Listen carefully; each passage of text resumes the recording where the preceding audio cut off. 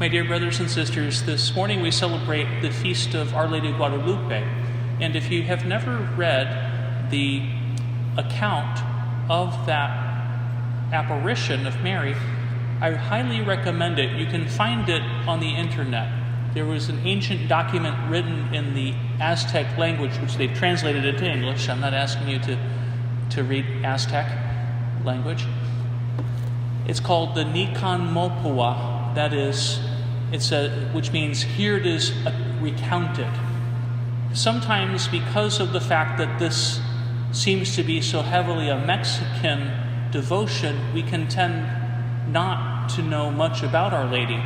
But it's very fascinating to see what exactly happened.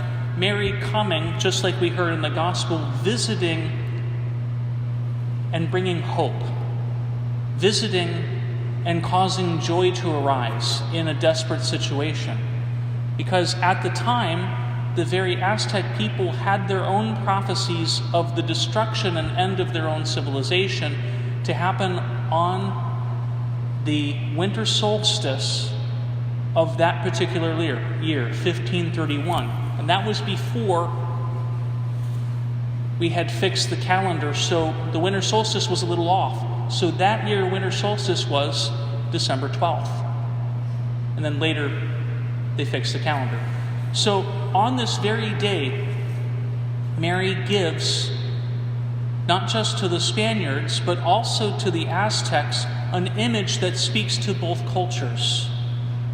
This image of the tilma, to see that literally written on her dress are signs to the Aztecs that basically said there is a new civilization being founded and it is rooted in heaven.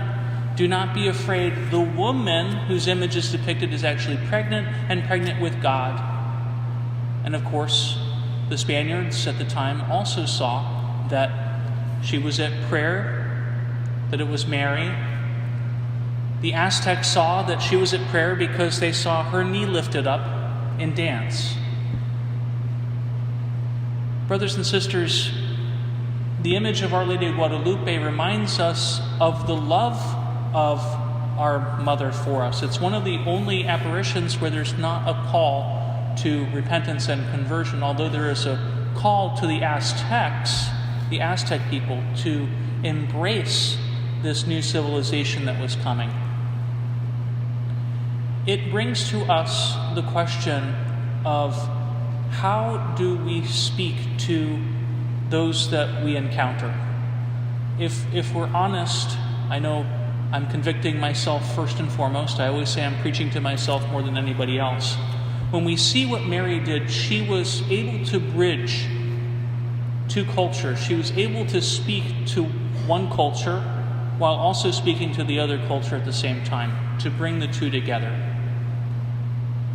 We want to ask ourselves, do we know the language and the values of the culture of today? As a church, sometimes, and I find myself doing this all the time, we'll use terms that people who aren't used to church can't understand yet. They almost feel like they have to go through some specialized course.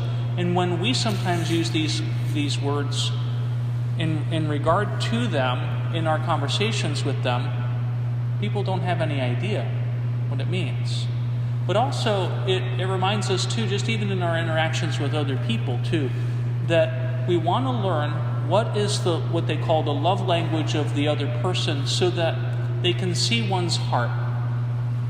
And sometimes we fail at this, but the Lord always gives us those second chances, those times again, to come again and to try again. The image of the tilma, they say, once the Aztecs saw it, they began to ask for baptism en masse.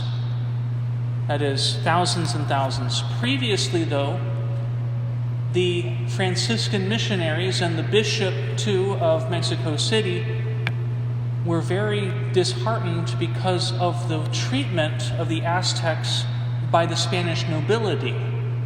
The bishop himself wrote a letter to the king and said, if your subjects, the Aztec people, are treated this way any longer, there is no hope for them to embrace the gospel.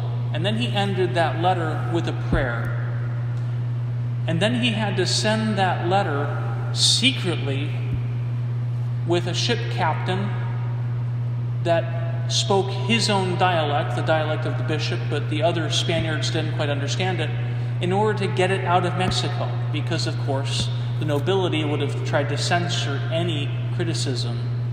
Sounds familiar, right? Politicians trying to censor any criticism, right? And God answered the plea of the bishop in an amazing way. So today we also plead too that we might recognize either in ourselves or in our culture or in our church sometimes improper treatment, injustices, ways in which people are not acting with the love and the respect that needs to be presented in terms of being either ministers of the gospel or people called to proclaim the gospel. We can ask God today to do what he did too, that is, to give us a sign of hope in Mary, our mother, who will, of course, work on all of our hearts to help us all to see where we need to make those adjustments and to learn to speak to other cultures, to other people even, in ways that offer dignity and respect, that show that there is love behind what we want to be saying.